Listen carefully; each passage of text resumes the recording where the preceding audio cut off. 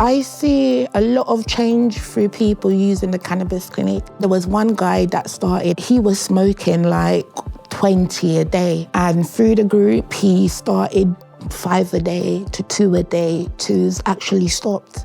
And without the group, that would not have happened. I think it's helping people to change. At times it can be also challenging, but I think there definitely is a reward there in helping people and understanding. Because they're changing and you can see it in them, and and they look forward to coming in and telling you that they've not smoked or not used, and it's that affirming them for what they're doing and building up that confidence. So yeah, it's lovely to see that change within people. A lot of the time when you go in front of a clinician, you're thinking, this person can't relate to what I'm going through. They don't have a clue. This person's got it all together. Look at me, my life's falling apart. How can you that's got it all together understand where I'm coming from? It gives them that safe space that they can say, yeah, they were once like me.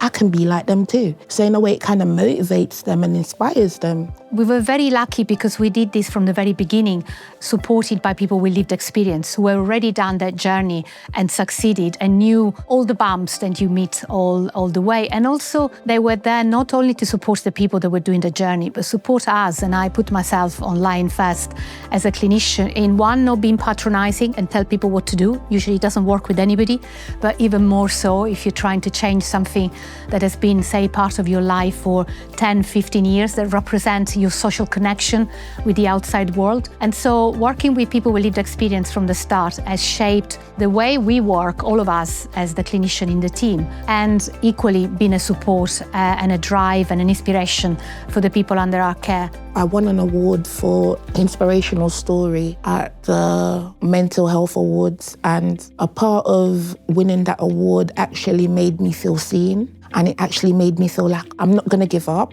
because someone else can look at me, look at my life, see what I've been through and tell me that I'm doing good. So I'm going to keep going forward. The support that we give is that we offer one-to-one key work sessions. We can work with someone for up to a year, and we would meet with them weekly or fortnightly, where we would look at kind of how much they're using and bring in all them interventions, really.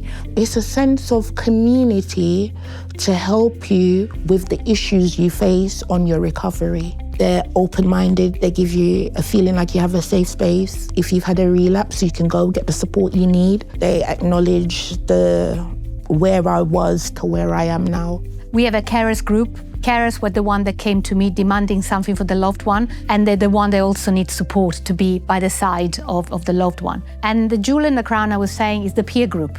And the idea was that once a month, the people who had been referred to the cannabis clinic to meet with each other and listen from experts in the field of psychosis, cannabis and psychosis, dependence, cannabis, the plants, policy and so on, and have a conversation with them. So give them information across the spectrum of what might inform the decision to make changes about their cannabis use. You're learning, they're teaching you.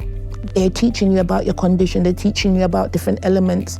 So you don't just have the outside view of whatever you're going on with. You truly understand your condition, you truly understand how it affects you, so you can come up with ways and strategies, or you can say, okay, these are my triggers. So you come up with ways and strategies to avoid being triggered and stuff. I do hope to be able to expand, if anything, the clinic locally to a point where then I can apply for funding to involve other services, perhaps in London initially. We do get lots of calls and inquiries from professionals within the NHS that are not necessarily in London, that are always kind of seeking our advice and seeking our help and what they should do. So it would be lovely to roll it out throughout the whole of the NHS. And our peer mentors are there to remind me they don't get paid to do this. They might have a little sort of reward for that time, and they still come every week. So money is not all that matters. It's about getting this off the ground and showing people that can make a difference, and show that also if you get people who are a population likely to come in and out of hospital all the time, you might indeed save money, and this money potentially can go in and feed the service. It's invaluable. Without them, I don't know where I would be. So I'm very much grateful to be in a position to be giving back.